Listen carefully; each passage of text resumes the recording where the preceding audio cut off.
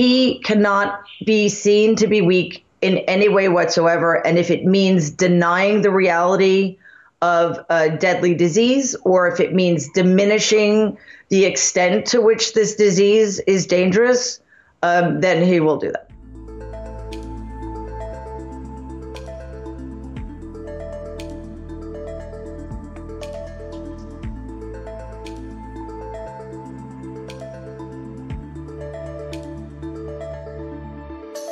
I don't think it's an overstatement to say that pretty much every egregious thing Donald has done since he's been in the Oval Office was a direct result of how my grandfather treated him as a child and then later as an adult.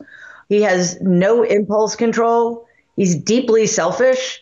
He is always going to put his self-interest above anybody else's, including the citizens of the country that he's supposed to be leading. The person at the head of the American government has traditionally been considered the most powerful person on the planet. So you put those things together, the power inherent in the office and his very severe psychopathologies, and you get somebody who's incredibly dangerous, not just to his country, but to the entire planet.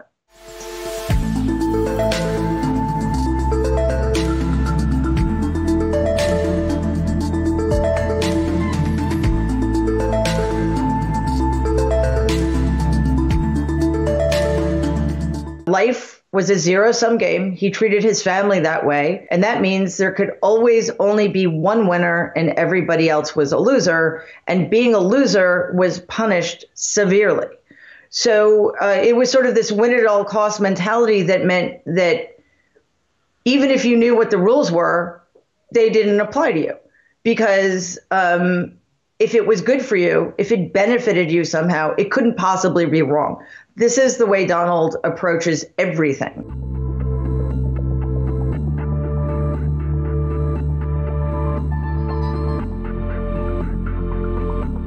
My grandfather had a very odd idea of what made somebody weak.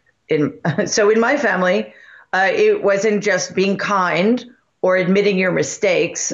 Being weak could also be having some kind of illness, which was the case for my grandmother, or having an addiction, which was the case for my dad. So Donald's behavior right now vis-a-vis his diagnosis of coronavirus, but more broadly, his approach to the virus since the beginning is just a way in which that's continuing to manifest itself.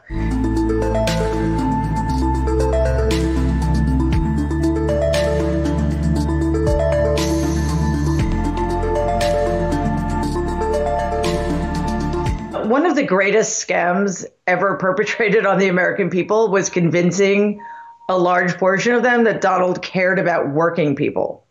That is a lie. I mean, he doesn't care about anybody, but he certainly doesn't care about working people.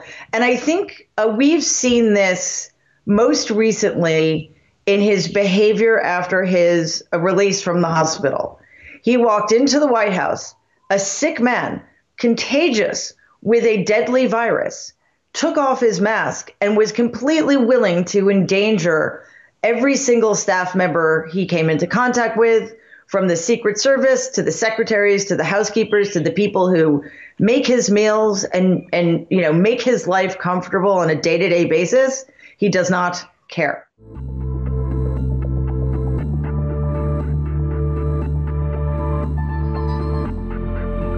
I decided to write this book when I did because I was deeply worried that he was going to continue to get away with everything he's been getting away with. And I wanted the American people to have as much information as possible in this upcoming election. Information I don't believe they had access to in 2016. And I know, I've been criticized a lot for not coming out sooner, but the truth of the matter is, in 2016, as his niece and as a New Yorker, it never occurred to me that he would win the primary, let alone get to the Oval Office. I'm writing this much more as an American citizen than as a member of the family. I think what the American people in particular need to know about Donald before this incredibly crucial election is that he is a deeply psychologically disordered person who has never been treated for his psychopathologies, and he is never going to get better, and he's only going to get worse because any untreated illness deteriorates over time.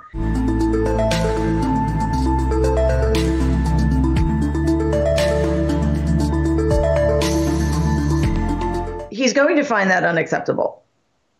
So there is literally only one good scenario on November 3rd, and that's if Joe Biden wins in such a huge landslide that absolutely nobody can question the legitimacy of the election.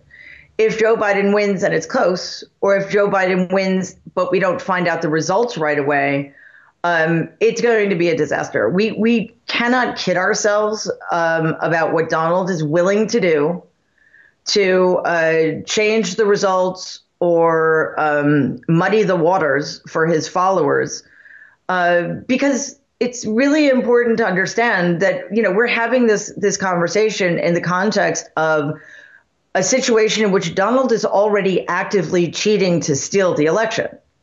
He's trying to convince people in the middle of a deadly pandemic that voting by mail is somehow fraudulent.